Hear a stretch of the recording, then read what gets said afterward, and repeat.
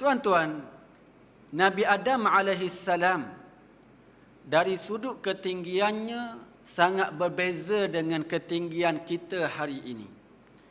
Ketinggian Nabi Adam alaihissalam sebagaimana yang diceritakan oleh Rasulullah sallallahu alaihi wasallam dalam riwayat yang sahih, ketinggian baginda ialah 60 hasta. Kalau 60 hasta ni, saya tak pastilah kalau surau kita ni berapa tingginya. Lebih kurang lagi daripada 60 hasta. Mungkin setinggi pohon kelapa agaknya. Bukan pohon kelapa pandan tu rendah sangat. Kelapa yang ada di tepi-tepi pantai, di kampung-kampung yang tinggi-tinggi melangit di sana. Jadi lebih kurang macam itulah 60 hasta. Tinggi Nabi Adam alaihissalam sebagaimana yang diceritakan oleh Rasulullah sallallahu alaihi wasallam, khalaqallahu Adam ala suratihi wa tuluhu 60 zira'a. Allah menciptakan Adam dengan gambarannya. Panjangnya adalah 60 hasta. Summa qala idhhab fasallim ala ulaika an-nafar wa hum nafarun minal malaikati julus fastami' ma yuhayyunak fa innaha tahiyyatuka wa tahiyyatu dhurriyyatik. Kemudian Allah Ta'ala berfirman, berilah salam kepada kumpulan tersebut, iaitu kumpulan daripada malaikat yang sedang duduk. Dan dengarlah jawapan salam mereka kepadamu. Sesungguhnya ia adalah ucapan salammu dan ucapan salam zuriatmu. Fadhahaba faqala assalamu alaikum. Maka Nabi Adam alaihissalam pergi dan berkata assalamu alaikum. Mereka menjawab wa alaikumussalam wa rahmatullah. Fazaduhu wa rahmatullah. Malaikat menjawab wa alaikumussalam wa rahmatullah dengan menambah wa rahmatullah. Fakullun man yadkhulul jannah ala surati Adam fi tulihi 60 zira'a falam tazal al-khalq tanqusu ba'dahu hatta al-an. Nabi menyebut setiap mereka yang masuk ke dalam syurga adalah berdasarkan ketinggian Adam, iaitu 60 hasta. Setiap penciptaan selepas baginda akan sentiasa berkurangan sehingga sekarang. Jadi tuan-tuan yang dirahmati Allah, apa yang dinyatakan oleh Rasulullah sallallahu alaihi wasallam kepada kita menggambarkan bagaimana ketinggian Nabi Adam ini jauh sangat berbeza dengan ketinggian kita di zaman hari ini. Purata ketinggian manusia pada hari ini lebih kurang 170 cm. Bukan hasta, sentimeter. Jadi rendah kita ni sangat jauh bezanya dengan Nabi Adam alaihissalam. Dan tuan-tuan, apabila orang Islam ataupun orang yang beriman masuk ke dalam syurga, ketinggian mereka adalah sama dengan ketinggian Nabi Adam alaihissalam. Kita ni hak rendah ni, rendah yang rendah seumpama kita ni, apabila masuk syurga nanti, insya-Allah dengan izin Allah, dengan rahmat Allah Subhanahu wa taala, ketinggian kita sama dengan ketinggian Nabi Adam, 60 hasta. Tak ada beza di antara satu sama lain. Walaupun ketika dia di dunia ini, sekarang ini pun kita duk tengok ada yang rendah, ada yang tinggi. Kalau kita tengok yang datang daripada Pakistan tu, yang duduk kat Pakistan, ada seorang tinggi melangit. Kawan saya waktu dia mari ke Malaysia, kebetulan bertemu dekat KLIA. Dia datang baru dalam setahun ataupun dalam tempoh yang baru-baru ni. Kawan saya ambil gambar, dia dengan kawan tu dekat pinggan je. tinggi melangit. Tak tahulah saya pun bagaimana dia boleh masuk kapal terbang tu. Mungkin terpaksa tunduk kepala baru boleh masuk, dan nak duduk pun dengan lutut yang panjang, dengan peha yang panjang. Subhanallah, maha suci Allah Subhanahu wa taala, semuanya adalah kehendaknya. Tuan-tuan yang dirahmati Allah, kenapa Allah Taala menyamaratakan ataupun Allah Taala samakan ketinggian manusia di dalam syurga nanti sama dengan Nabi Adam alaihi salam? Tidak lain dan tidak bukan adalah supaya tidak timbul rasa cemburu atau hasad di antara satu sama lain. Tak rasa bahawa dia tu lebih daripada yang lain. Tak rasa hasad, tak rasa dengki. Tengok sama, kalau nak bercakap tu terpaksa terlenggak ke atas, melihat ke atas kalau nak bercakap dengan Nabi Adam ataupun orang-orang yang sezaman dengannya. Jadi tak timbul lagi isu itu di dalam syurga apabila Allah Subhanahu wa taala menyamaratakan ketinggian manusia sama dengan tinggi Nabi Adam alaihi salam.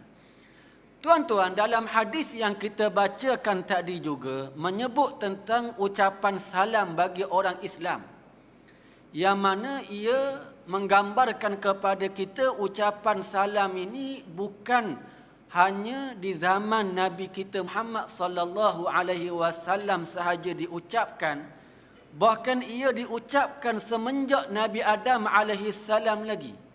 Ucapan yang mulia yang dimulai oleh Nabi Adam alaihi salam dalam syurga semenjak waktu pertama baginda dicipta. Maka tuan-tuan, di sini kita sepatutnya berbangga dengan ucapan salam kita itu. Setengah-setengah daripada kita ni dalam bab salam tak berapa nak menggunakan salam yang diajar oleh Allah dan Rasulnya sallallahu alaihi wasallam. Lebih suka nak guna salam ataupun nak guna sapaan yang dianjur ataupun yang dibuat oleh orang barat. Good morning, good afternoon, good itu, good ini, macam-macam good. Good itu dan good ini tanpa sebut pun assalamualaikum warahmatullahi ataupun paling kurang assalamualaikum. Rasa tak bertamadun, rasa tak maju mana kalau sebut assalamualaikum ni. Kalau sebut good morning, rasa besar diri, rasa bangga, rasa hebat rasa diri.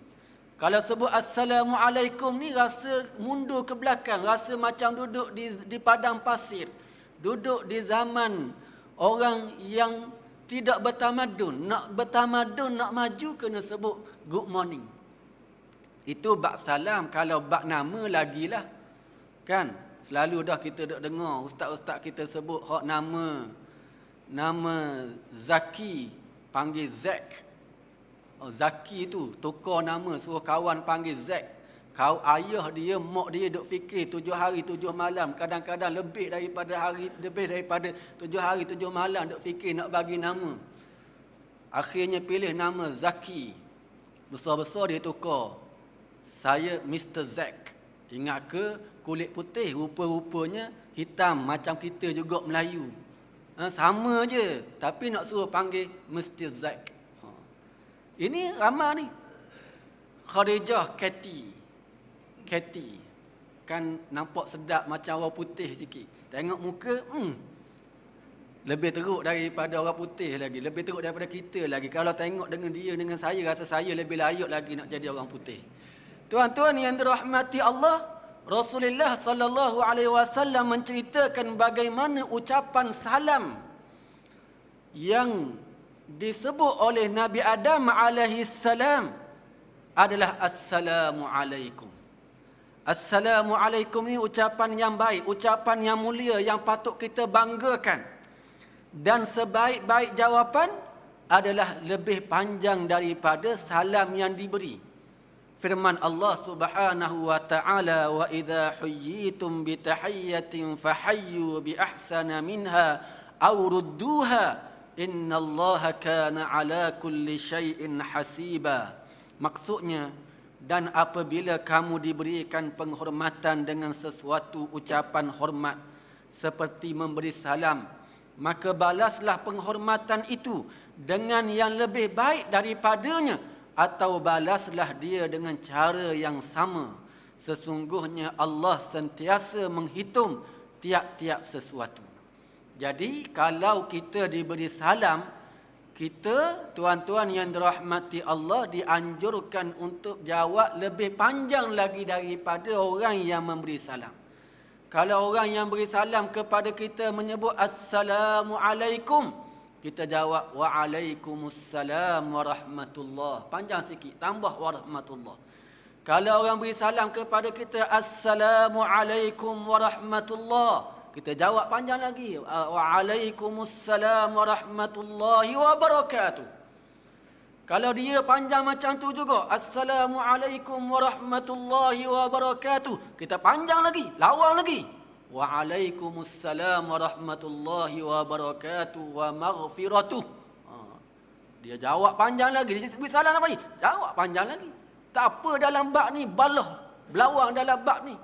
Dia jawab Assalamualaikum warahmatullahi wabarakatuh wa maghfiratuh. Panjang dia ni. Panjang juga aku. Waalaikumsalam warahmatullahi wabarakatuh wa maghfiratuh. Tak reti situ tak apa dah. Tak boleh nak pergi dah. Tak ingat dah nak panjang macam mana. Tak ingat, tak reti. Tak apa. Sama, paling kurang samalah. Tak boleh nak pergi dah. Tak boleh nak sebut dah. Tak reti dah. Padang sama tak apa dah. Hasiba awrudduha biahsana minha awrudduha. Yang lebih baik ataupun yang sama. Sekadar yang sama pun tak mengapa. Itu yang dianjurkan di dalam agama kita, agama yang dibawa oleh Rasulullah sallallahu alaihi wasallam.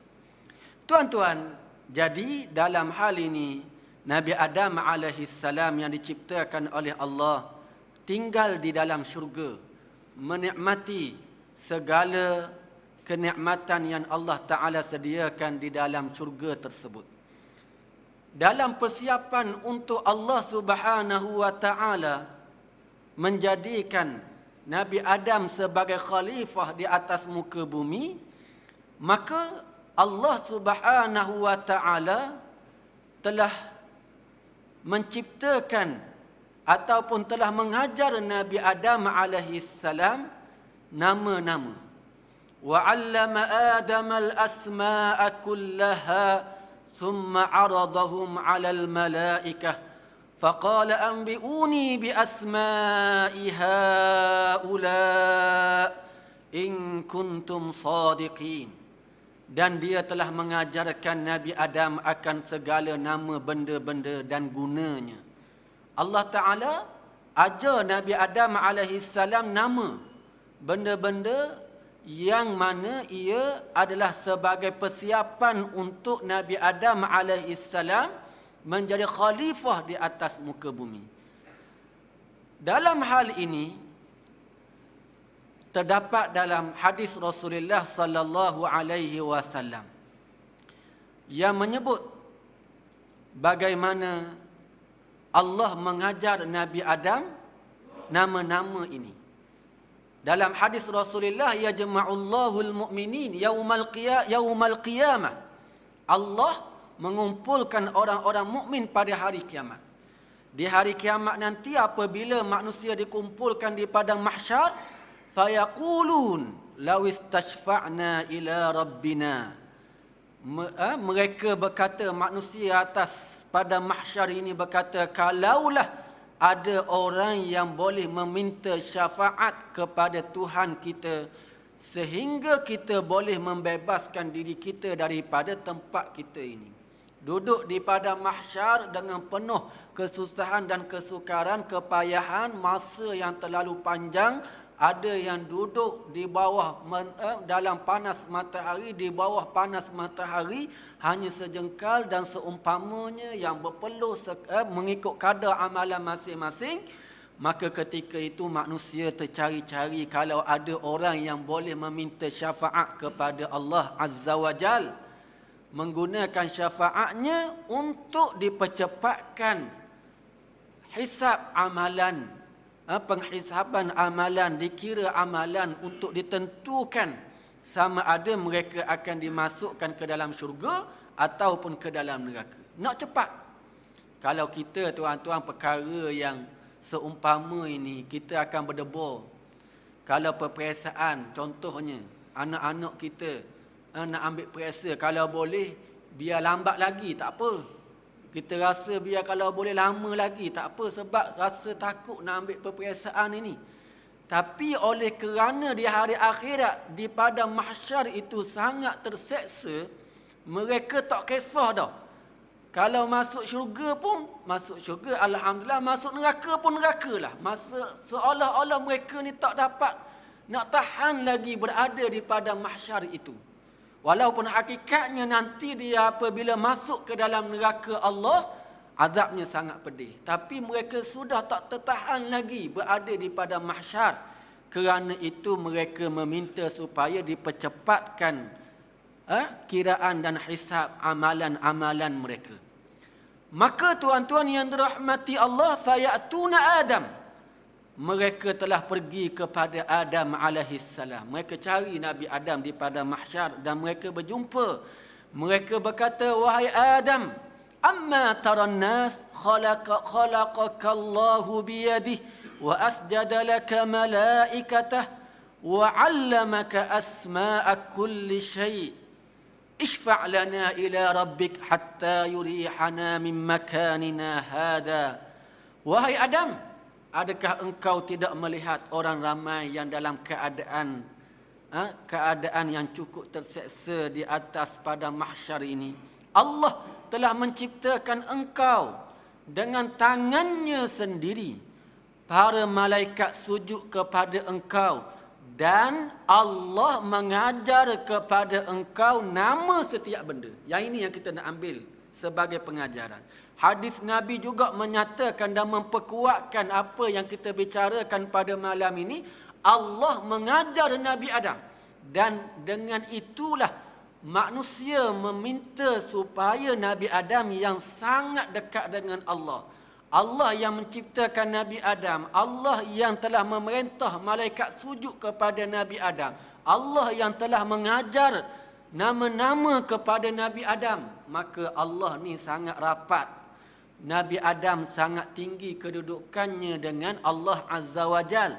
Malaikat ataupun manusia minta supaya dipercepatkan. Minta Nabi Adam minta kepada Allah, berdoa kepada Allah, minta syafaat daripada Allah agar dipercepatkan hisab kiraan amalan manusia di padang mahsyar itu. Jadi tuan-tuan, di sini menunjukkan kepada kita bagaimana memang Allah Ta'ala telah mengajar Nabi Adam alaihissalam tentang nama-nama yang ada, nama-nama benda yang ada di atas muka bumi. Seterusnya, walaupun Allah Ta'ala menyatakan bahawa Allah mengajar Nabi Adam, Nabi menyebut bahawa Allah mengajar Nabi Adam, tidak diketahui bagaimana caranya. Ini satu perkara yang kita kena faham juga. Jangan kita ni mudah-mudah sangat buat terbayang ataupun kita ni pandai-pandai kita buat bayangan seolah-olah Allah Ta'ala ni ajar Nabi Adam sekian. Allah kita pun bayangkan dalam kepala Allah Ta'ala tunjuk kepada pokok. Ini namanya pokok. Ini namanya tu. Ini nama. Kita tak tahu. Allah tak cerita dalam Quran. Hadis pun tak cerita. Jadi kita tak boleh pandai-pandai nak reka sendiri. Jangan pandai-pandai nak reka buat cerita. Allah Ta'ala ni ajar Nabi Adam dengan sekian-sekian cara. Adakah Allah Ta'ala menghafazkan untuk Nabi Adam ni kamus? Bawa kamus, suruh Nabi Adam baca, ni gambar, ni dia nama. Ni gambar, ni dia nama. Tak, kita tak ada pun diceritakan tentang demikian. Adakah Allah menghafazkan untuknya nama benda-benda yang diperlukannya? Ataupun Allah mengajarkan nama benda-benda dengan cara yang lain selain menghafaz? Adakah Allah mengajarnya dalam bahasa Arab atau dalam bahasa yang lain? Bahasa apa? Itu semua tak diceritakan oleh Allah Azza wa Jal. Memadai untuk kita meyakini bahawa memang Allah Ta'ala ajar Nabi Adam, cuma kita tak tahu bagaimana caranya. Itu yang terbaik. Itu yang terbaik sebab itulah yang sekadar yang diceritakan oleh Allah dan Nabi kita Muhammad sallallahu alaihi wasallam. Tuan-tuan yang dirahmati Allah, sebelum ini kita telah menyebut bagaimana para malaikat telah meminta penjelasan daripada Allah. Para malaikat minta penjelasan kenapa hendak diciptakan Nabi Adam ni. Sedangkan Nabi Adam ni akan melakukan kerosakan ataupun manusia akan melakukan kerosakan di atas muka bumi. Kalau kamu ya Allah ciptakan manusia ini sebagai khalifah kerana nak beribadat, nak sujud ataupun nak bertasbih, mentakdiskan engkau ya Allah, kami dah ada. Kami dah wujud, kami dah buat perkara tersebut. Seolah-olah engkau hendak mencipta sesuatu yang tahsilul hasil. Menghasilkan sesuatu yang telah terhasil. Bila menghasilkan sesuatu yang telah terhasil, maka itu adalah perkara sia-sia. Surah ada dah comel loteng dah ni, tiba-tiba nak buat surah tanah lapang depan tu ada sikit. Nak buat surah baru. Contohnya, molek dah surah ada ni. Saya tahulah tuan, ada surah tanah lapang depan tu sikit kan. Dulu saya duduk kat sini, tahulah. Orang tanya saya, ustaz ni bila keluar daripada lepas solat isyak tak pernah bertemu, keluar ikut depan. Dia tak tahu kita ni orang sini juga dulu. Tahu dah jalan belakang, jalan masuk, jalan mana lorong-lorong ni, lorong-lorong. Kalau nak lari, orang nak mari takat tahu dah nak lari ikut mana. Ni kawasan saya juga tuan-tuan. Biar kalau yang baru lagi, biasa dah duduk sini setahun, 6 bulan lebih kurang. Jadi nak sebutnya, kalau sekiranya ada orang nak buat yang baru, dia nak buat perkara baru, itu adalah tahsilul hasil. Jadi malaikat kata ini tahsilul hasil. Kalau engkau ciptakan, wahai Allah, Nabi Adam ni kerana untuk bertasbih, bertahmid, mentakdiskan engkau ya Allah, kami dah buat laksanakan tanggungjawab itu.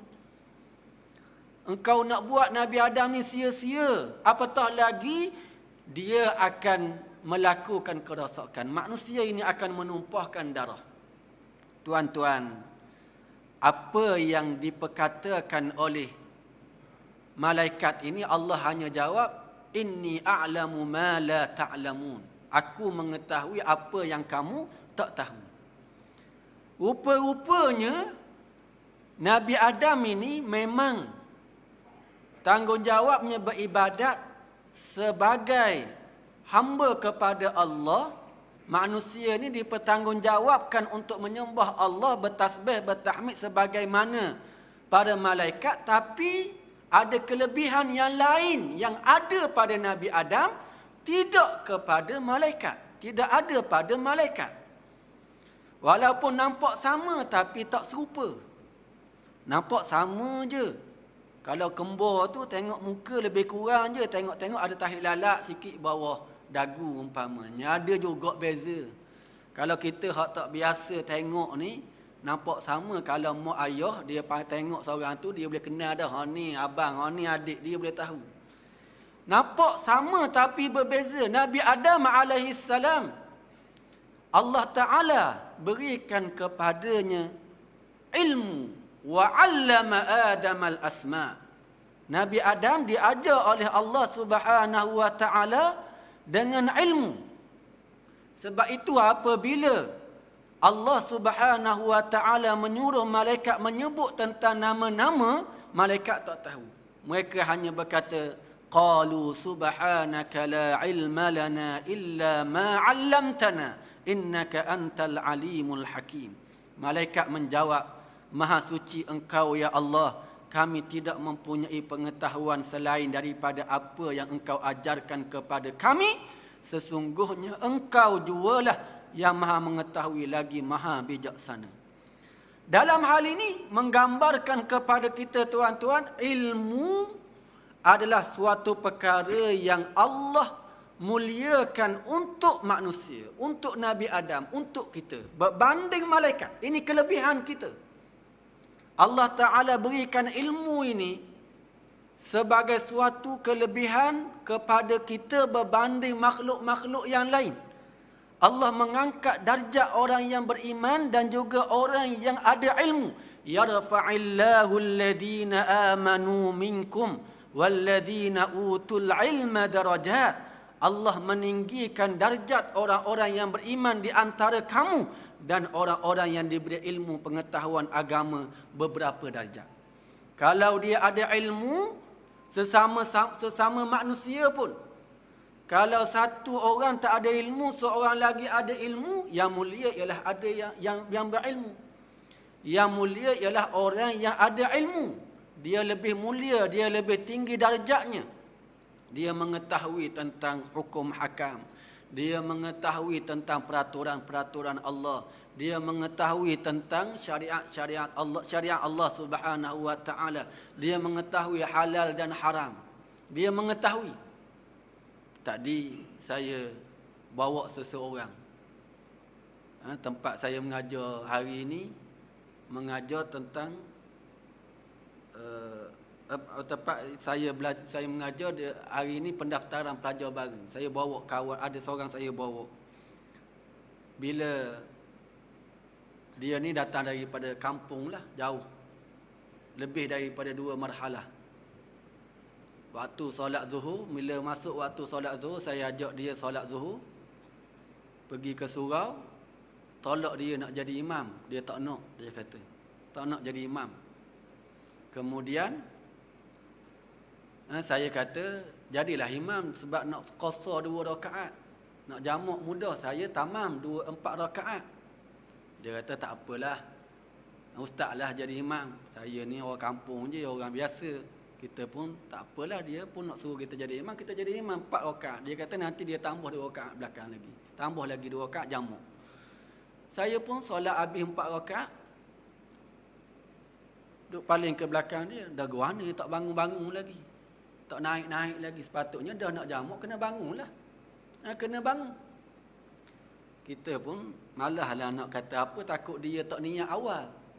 Takut dia tak niat jamak. Nak jamak takdim ini tuan-tuan kena niat waktu dalam solat. Tak semestinya dalam takbiratul ihram. Waktu dalam solat tu boleh. Cuma kalau nak qasar kena niat dalam takbiratul ihram. Kalau nak qasar jadi 2 rakaat. Tapi kalau nak jamak takdim, dalam mana-mana waktu asalkan dalam masih waktu sembahyang, boleh niat aku nak jamak takdim. Boleh, tak ada masalah.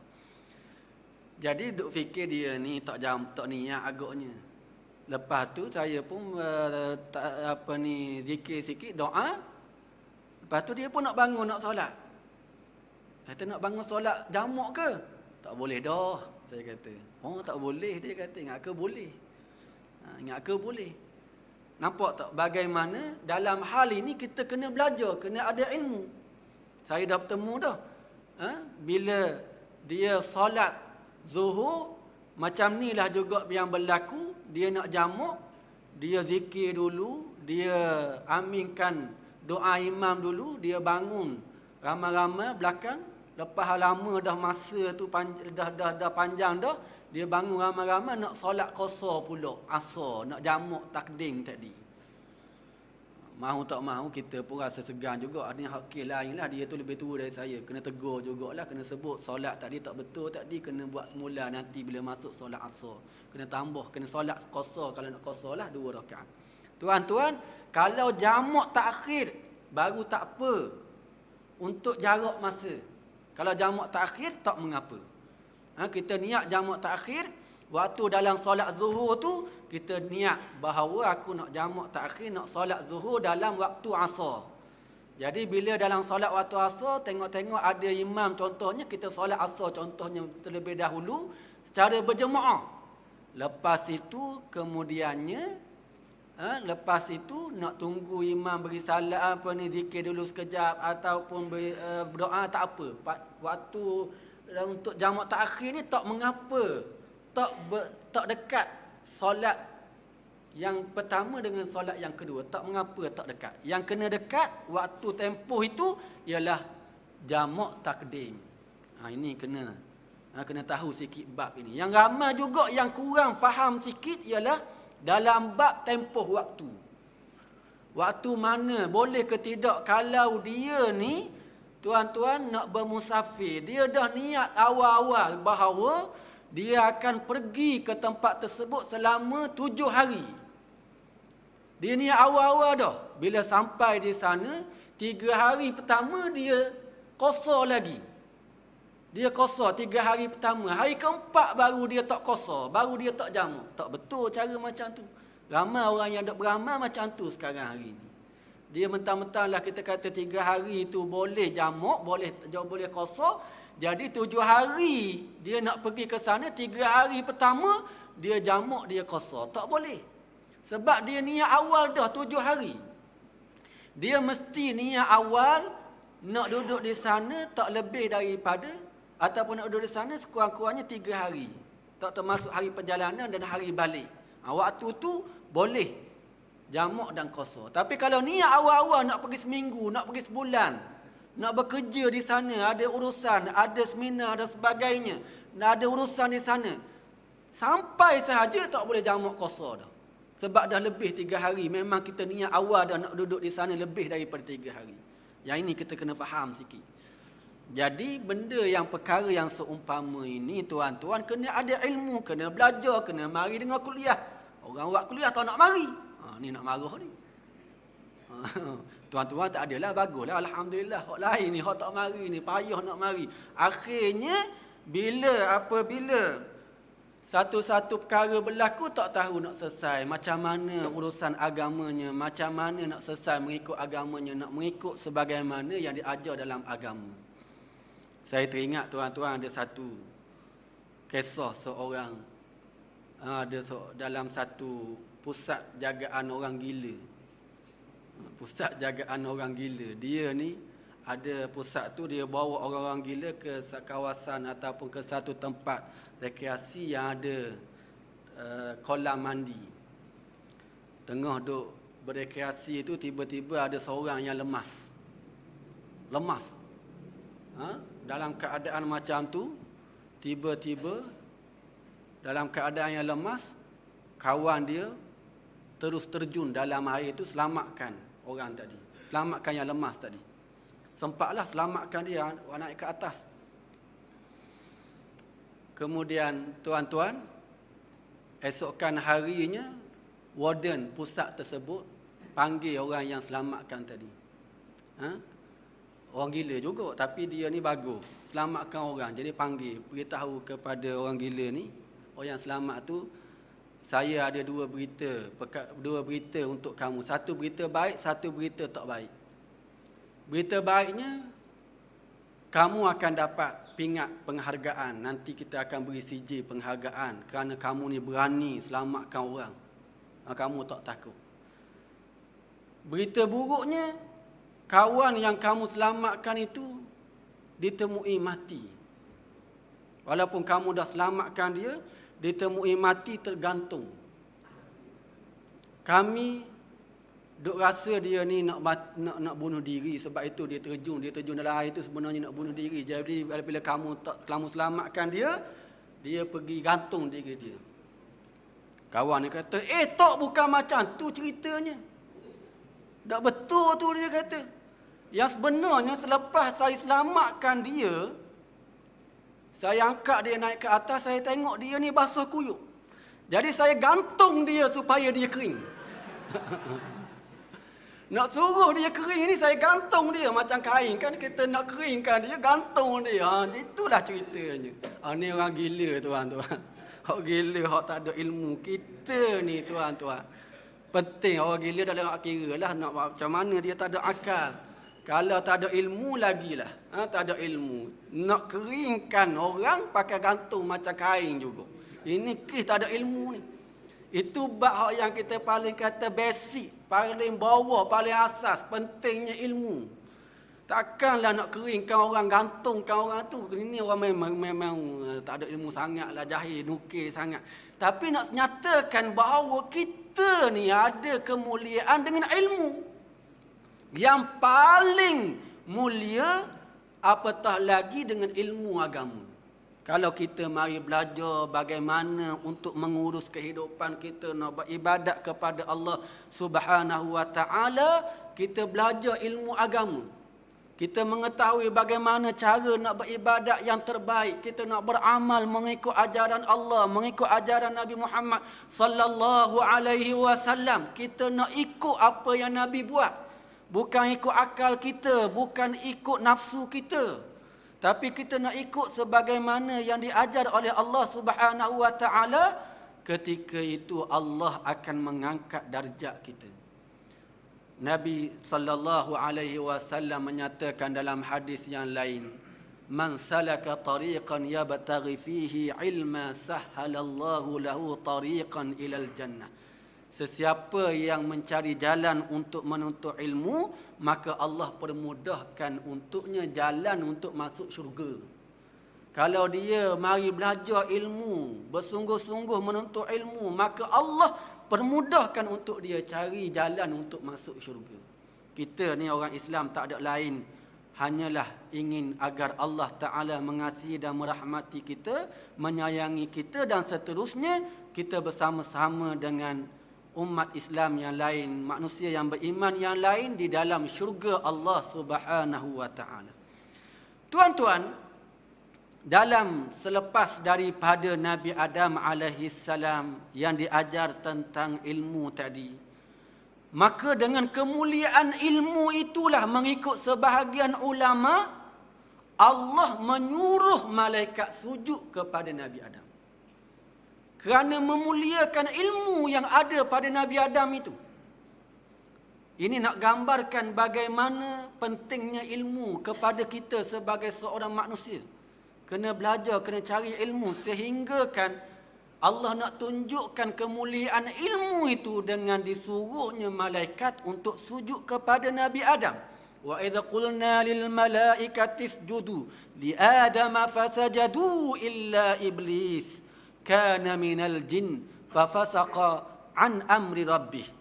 Dan ingatlah peristiwa ketika kami berfirman kepada malaikat, sujudlah kamu kepada Adam, lalu mereka sujud melainkan iblis.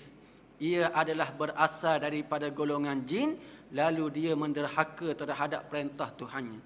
Dalam ayat yang lain Allah Ta'ala menyebut, wa idh qulna lil malaikati isjudu li adama fasajadu illa iblis. Dan ingatlah peristiwa ketika kami berfirman kepada malaikat, sujudlah kamu kepada Adam, maka mereka sujud melainkan iblis. Ia berkata, patutkah aku sujud kepada makhluk yang engkau jadikan daripada tanah yang diadun ini? Tuan-tuan, Allah menyebut perkataan malaikat, suruh malaikat sujud ini dengan menggunakan perkataan al-malaikah. Fasajadal malaikah. Wa idh qulna lil malaikah. Ada alif lam. Bukan malaikah sahaja, tetapi di depan perkataan malaikah tu ada alif lam. Al-malaikah. Dalam bahasa Arab, ia sebenarnya menunjukkan bahawa semua malaikat, bukan sebahagian malaikat sahaja. Semua malaikat diperintahkan untuk sujud kepada Nabi Adam alaihissalam. Bahkan dalam ayat yang lain Allah gunakan perkataan fasajadal malaikatu kulluhum ajma'un. Maka sujudlah sekalian malaikat, semuanya sekali. Kullu, semua, tambah lagi ajma', iaitu semua juga makna dia.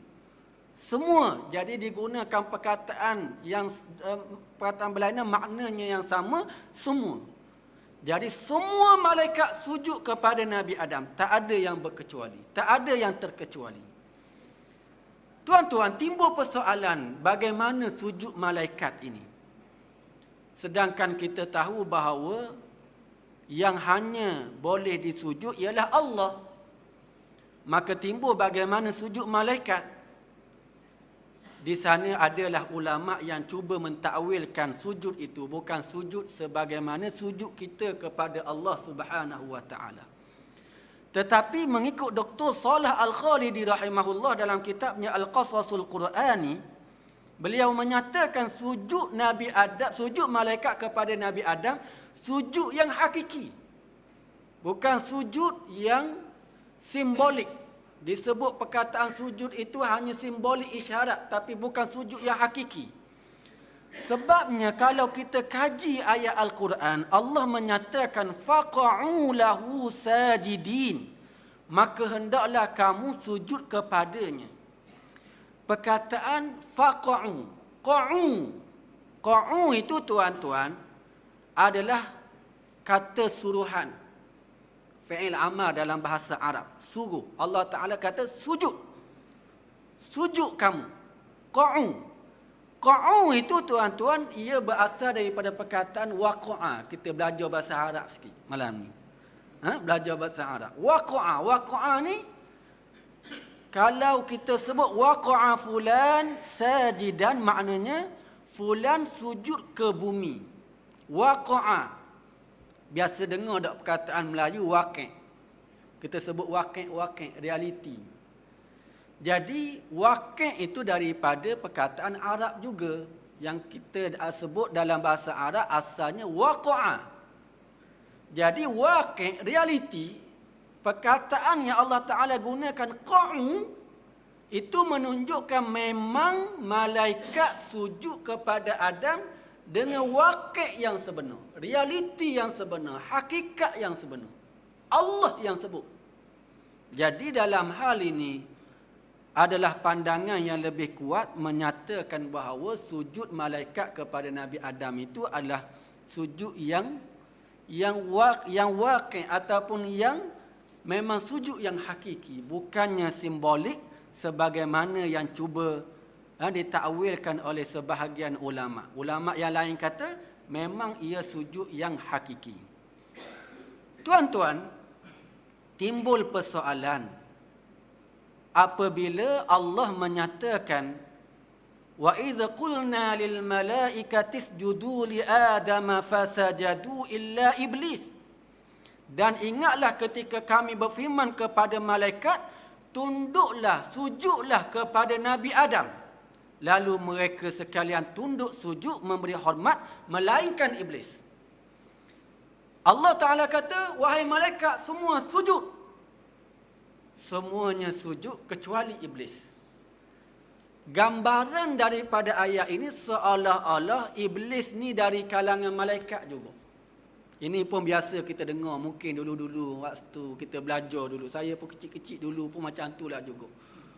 Orang beritahu, ustaz pun beritahu juga. Ustaz kata iblis itu daripada malaikat juga. Bukan sekadar ustaz tuan-tuan, dalam kitab pun ada juga sebut demikian. Ada memang yang agak terkeliru dengan ayat Al-Quran ini.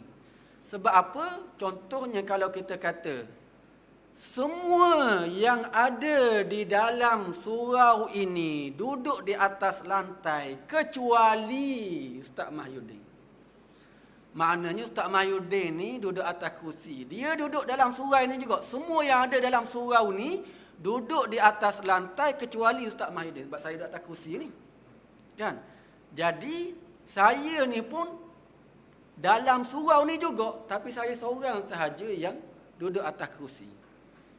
Ayat yang kalau kita faham daripada zahir Allah Ta'ala sebut tadi, Allah Ta'ala kata sujudlah malaikat semua. Maknanya semua yang Allah Ta'ala suruh itu ialah malaikat sahaja.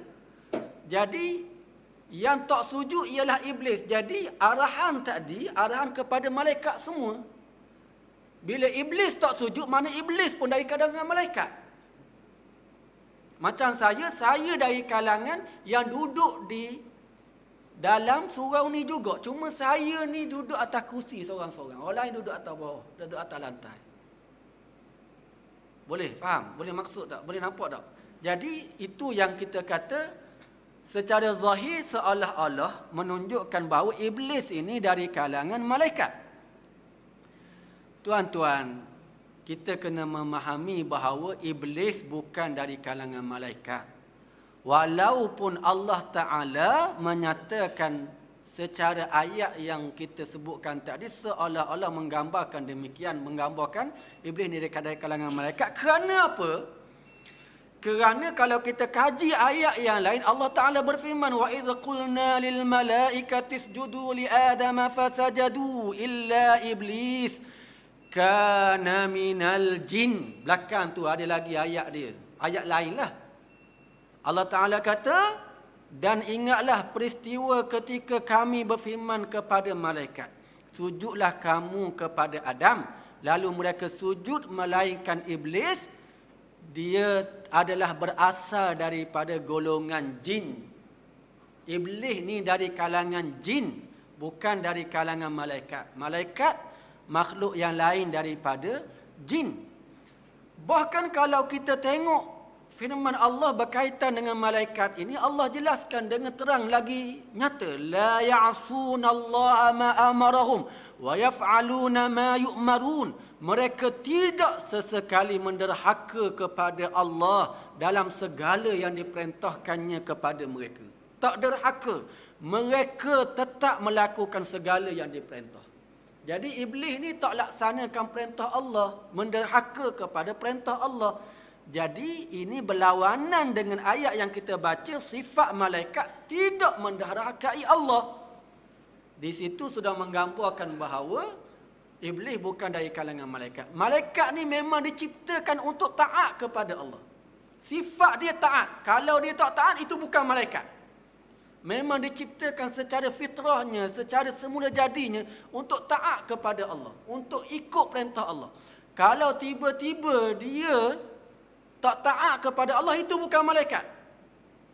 Macam kita. Manusia ni Allah Ta'ala ciptakan sifat dia, kaki dia jejak atas bumi. Kalau tengok orang tu kaki dia tak jejak atas bumi, itu bukan manusia, itu jin dah tu, itu hatu dah tu. Itu bukan manusia. Tengok sama je, tengok orang kata tengok kok celah kakang kan. Tengok kok celah kakang, tengok kok belakang macam tu. Tengok kaki ke atas, atas udara, tu bukan manusia tu. Sifat manusia memang kaki dia duduk bawah. Jadi malaikat ni sifat dia kena taat kepada Allah. Kalau tak taat kepada Allah, itu bukan malaikat. Iblis ni bukan malaikat. Bahkan kalau kita kaji kepada asal kejadian malaikat dan jin dan juga iblis, sangat berbeza. Asal kejadian jin ini yang Allah Ta'ala kata tadi, kana minal jin, iblis ni dari kalangan jin. Jin ini Allah Ta'ala ciptakan daripada api yang panas. Wal janna khalaqnahu min qabl min naris samum. Dan jin pula kami jadikan dia sebelum itu daripada api yang panasnya menyerap ke liang bulu roma. Wa khalaqal janna min marijim min nar. Dan dia telah menciptakan jin daripada lidah api yang menjulang-julang. Api yang menjulang-julang tinggi itu, yang lidah hujung atas sekali itu, Allah Ta'ala ambil api itu, diciptakan jin yang termasuk dari kalangan iblis juga. Qala ana khairum minhu khalaqtani min nar. Iblis diri mengaku dia daripada api. Aku lebih baik daripada Adam. Iblis kata, aku engkau ciptakan daripada api dan Adam engkau ciptakan daripada tin, daripada tanah. Sedangkan malaikat pula, kalau jin yang mana iblis ni dari kalangan jin ini diciptakan daripada api, malaikat diciptakan daripada cahaya. Khuliqatil malaikah min nur wa khuliqal jan min marijin min nar wa khuliqa adam mimma wusifa lakum. Diciptakan malaikat daripada cahaya, diciptakan jin daripada lidah api yang menjulang-julang, dan diciptakan Adam daripada apa yang disifatkan kepada kamu sebagaimana yang disabdakan oleh Rasulullah sallallahu alaihi wasallam. Jadi jelas bahawa iblis bukan dari kalangan malaikat. Dari sudut asal ciptaan pun dah beza dah. Malaikat daripada cahaya, iblis daripada jin yang diciptakan daripada api. Syaitan tu pula macam mana? Pula mari mana pula syaitan ni? Syaitan ni tuan-tuan ialah kata sifat. Bukan nama makhluk, tapi kata sifat. Fa'azallahuma asyaitanu anha fa'akhrajahuma mimma kana fihi. Setelah itu maka syaitan menggelincirkan mereka berdua. Iblis tadi yang menggelincirkan Nabi Adam daripada syurga, keluarkan, yang menyebabkan Nabi Adam keluar dari syurga. Sifat iblis yang menggoda Nabi Adam sehingga Nabi Adam langgar perintah Allah, itu namanya syaitan. Kerja syaitan yang menyelewengkan orang. Kerana itu ulama kita kata manusia pun juga boleh kita panggil syaitan. Kalau hak jenis ajak orang buat keburukan, ajak buat jahat ni, mu ni setan. 2 hari lepas saya pergi ke KLCC. Ada pertandingan ITEX. Biasalah pensyarah ni kan kena buat reka cipta, lepas tu bertanding. Kalau tuan-tuan pergi ke KLCC itu, saya baru perasan. Perkataan ditulis dekat kedai. Luar tu dah ada tulis dah. I setan. Perasan tak? Saya nak sebut dekat mana ni? Tak jadi nak sebut. Kalau sebut I setan, maknanya aku setan lah. Sedap-sedap pula dia tulis kedai dia I setan. Mu tu setan, bukan aku setan. Sedap-sedap dia nak suruh orang ngaku setan belaka. Perkataan sebut, kalau orang tengok, I setan. Oh, aku ni setan rupanya. Setan-setan tu tuan-tuan, bukan nama makhluk, tapi nama sifat. Maknanya, ia boleh juga disifatkan kepada manusia. Apatah lagi kepada jin ataupun makhluk gaib yang suka menggoda manusia melakukan perkara-perkara yang dilarang oleh Allah Subhanahu Wa Taala. Jadi tuan-tuan, saya fikir setakat itu dulu. Moga-moga dengan apa yang kita dengar pada malam ni dapat kita menambahkan ilmu pengetahuan dan jadikan ia sebagai pengajaran.